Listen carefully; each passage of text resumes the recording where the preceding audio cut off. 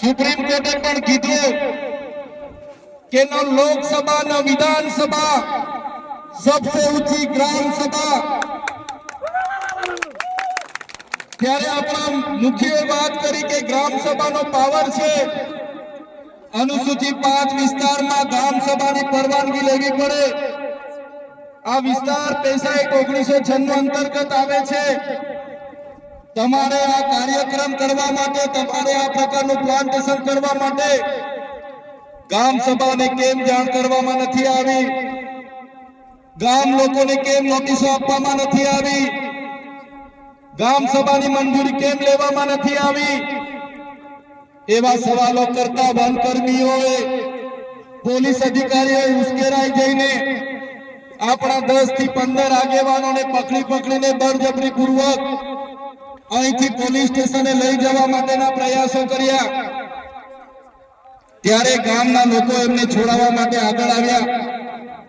ગામ લોકો છોડાવવાનો પ્રયાસ કર્યો ત્યારે પોલીસના અધિકારીઓએ પૂર્વ આયોજિત કાવતરા મુજબ એ લોકોએ ગામના લોકોને દોડાવીને લાઠીચાર્જ કર્યો હમણાં જ ગામના મુખીએ ગામના સરપંચો એમને ગામના પોલીસ પટેલે મને કીધું કે લગભગ 32 થી 35 લોકો ગંભીર રીતે ઘવાયેલા છે એમને ઈજાઓ પહોંચી છે અને એ લોકો પોલીસના ડરના કારણે સરકારી દવાખાનામાં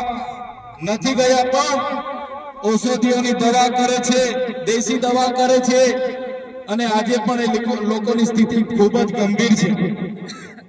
ત્યારે મિત્રો સવાલ એ થાય છે કે આ પ્રકારની સૂચના કોણે આપી પોલીસને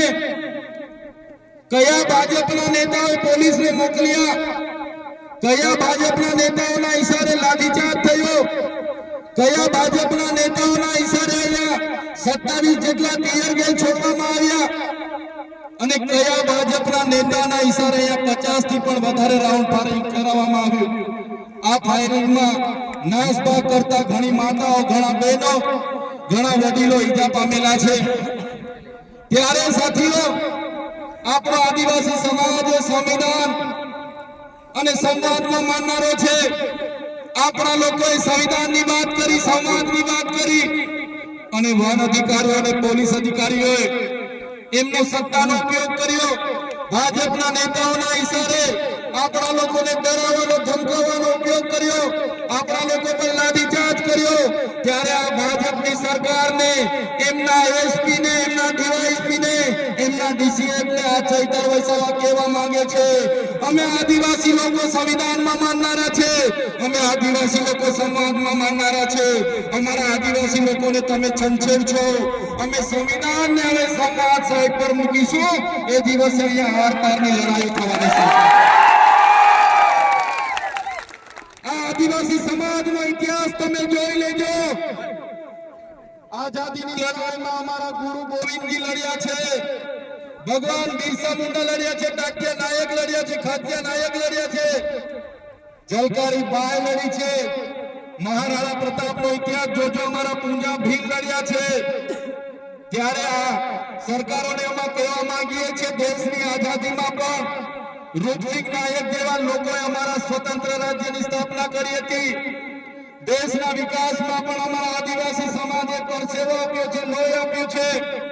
દેશના વિકાસમાં જ્યાં ડેમોની જરૂર પડી અમારા લોકો વિસ્થાપિત થયા છે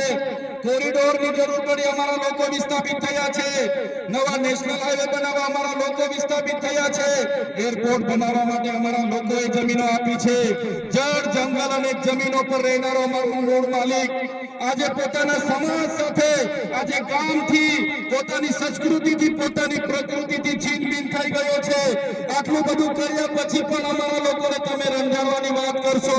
તે દિવસે અમે તીરકાંઠા નથી ચલાવ્યા 13 તારીખે અમે ભાલાપાલિયા નથી ચલાવ્યા પણ અમારી માતા બહેનોને હેરાન કરવામાં આવશે આવનારા દિવસોમાં તીરકાંઠા પણ ચાલશે ને ભાલા અમે વિકાસના સાથે અમારે કોઈ નિસ્બત નથી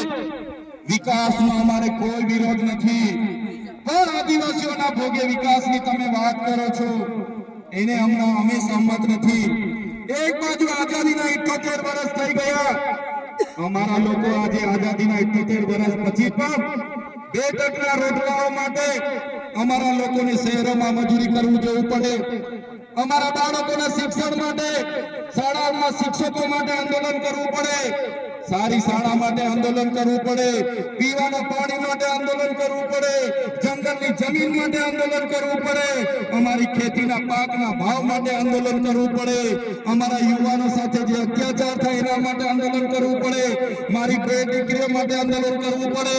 ત્યારે અમે આ સરકારોને કહેવા માંગીએ છીએ, આ તમારી મનુવાદી સરકાર, આ તમારી સામંતશાહી સરકાર, આદિવાસી સમાજ હવે જાગી ગયો છે. સરકારને અમે કહેવા માંગીએ છીએ, હવે અમારો સમાજ લડેંગે જીतेंगे, जिंदाबाद मुर्दाबाद, आगे बढ़ो. हाय सरकार, हाय हाय, आवेदन निवेदन હવે અમે કરવા માંગતા નથી. તમે પાડલિયા ગામ સાથે જે અત્યાચાર અમે કર્યો છે, જો આવનારા દિવસોમાં જે પણ લોકો પર એફઆઈઆર થઈ છે એ એફઆઈઆર રદ કરવામાં નહીં આવે તો આવનારા દિવસોમાં અમે પાલનપુર એસપી કચેરીનો ઘેરાવો કરીશું. એકલા નથી,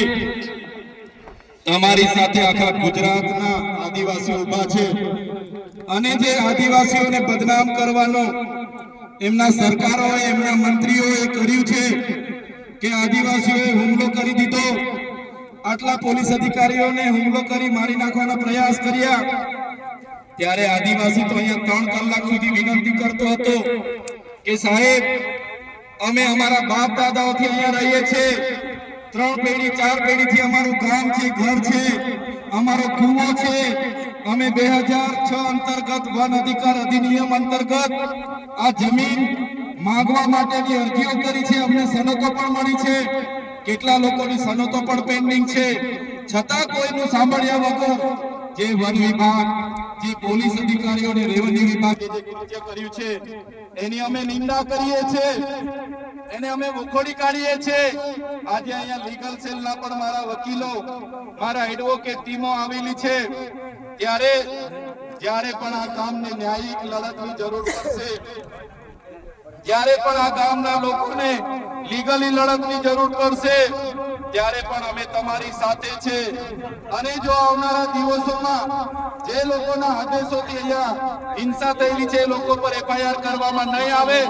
કાં તો આપણા લોકો પર થયેલી એફઆઈઆર રદ કરવામાં નહીં આવે, તો આવનારા દિવસોમાં પાલનપુર જિલ્લા કચેરી ખાતે ખૂબ મોટું આંદોલન કરવા આપણે બધાએ પહોંચી જવું પડશે. એના માટે પણ અમે આહવાન કરીશું. સાથીઓ, ગુજરાતમાં આપણે 15% આદિવાસી વસ્તી છે, 15% આદિવાસી વસ્તી છે. રાજસ્થાન આપણી નજીક છે, મધ્યપ્રદેશ નજીક છે. કોઈએ ડરવાની જરૂર નથી. જે લોકો સંવિધાનનું ઉલ્લંઘન કરીને આપણને ડરાવવાની કોશિશ કરે છે, ત્યારે એ સંવિધાન એ બાબા સાહેબ આંબેડકરે બનાવેલું સંવિધાન છે, જયપાલસિંહ મુંડાએ બનાવેલું સંવિધાન છે.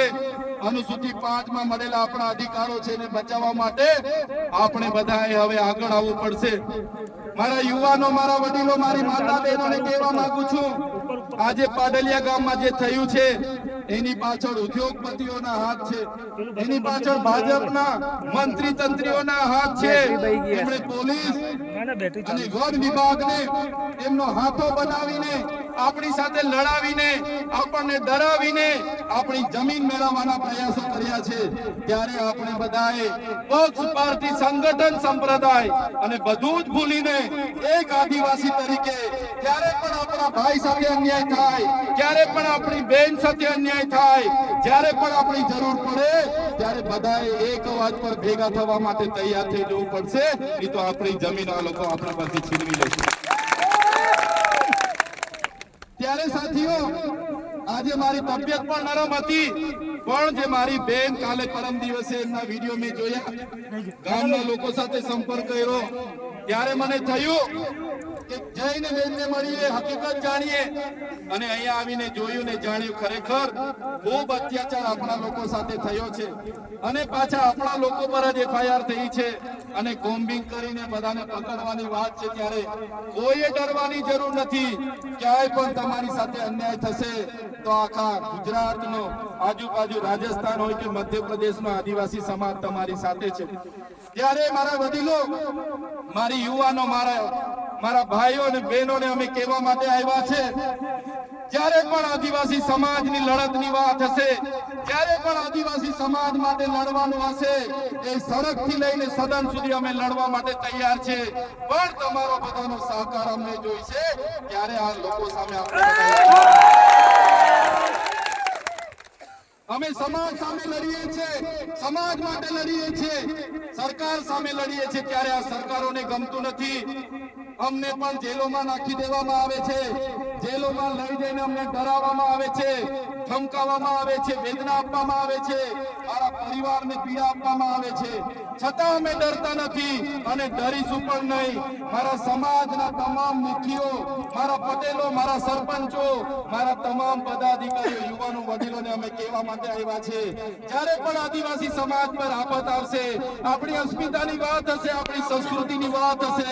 આપણી બહેનો સાથે અન્યાય થશે કે યુવાનો સાથે અન્યાય થશે, તો આ ચૈતરભાઈ વસાવા અને અમારી ટીમ અમે આગળ લઈશું.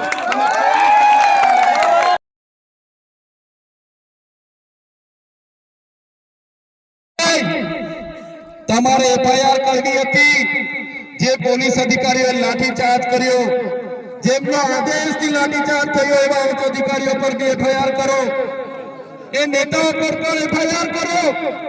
એમના પર પણ કાર્યવાહી કરો. ભાજપના વન મંત્રી હમણાં જ નવા વનના મંત્રી બન્યા છે, એને હોસ્પિટલમાં પોલીસ અધિકારીઓને બધા સાથે મુલાકાતો લીધી, એમને એવું સ્ટેટમેન્ટ આપ્યું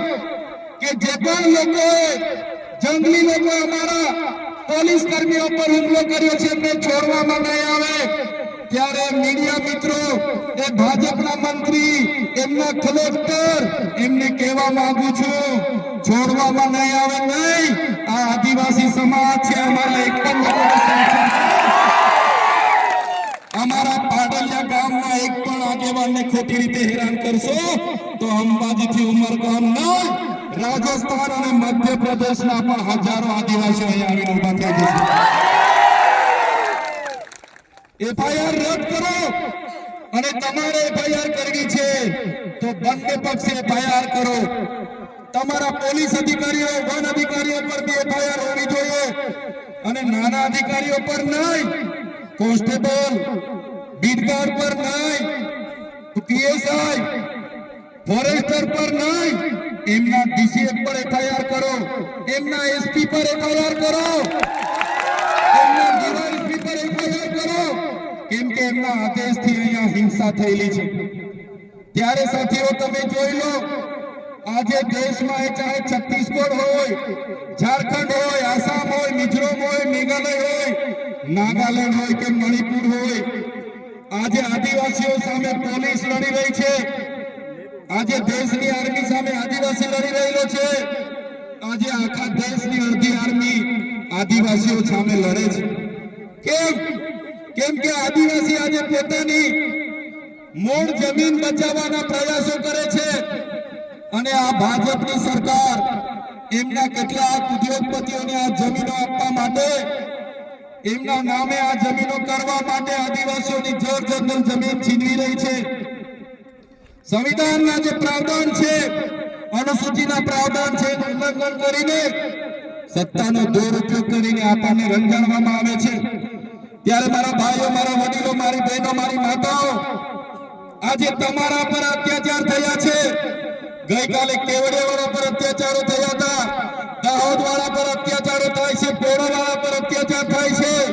બેડા પાણી ગામવાળા પર અત્યાચાર થયા હતા, જોશીનાવાળા પર અત્યાચાર થયા હતા, ખેડ બ્રહ્માવાળા પર અત્યાચાર થાય છે. ત્યારે મિત્રો મેં તમને કહેવા માંગુ છું, ક્યાં સુધી આપણે બેઠીશું? ત્યારે જે દિવસે આપણા અહીંના પાડાલિયા ગામના લોકોને આ લોકો જો હેરાન કરશે તો એ દિવસે આપણે ગાંધીનગર તરફ પણ રસ્તો પકડવો પડશે. અને સરકારને પણ કહેવા માંગુ છું, આ આદિવાસી સમાજ ગોળો છે, શાંતિપ્રિય છે, શિસ્તમાં માનનારો છે, અમને છંછેડશો નહીં, એ તો આદિવાસી સમાજ જે દિવસે રોડ પર આવશે, ગાંધીનગરનો રસ્તો પકડશે, તે દિવસે નેપાળ વાળી પણ અહીંયા થવાની છે.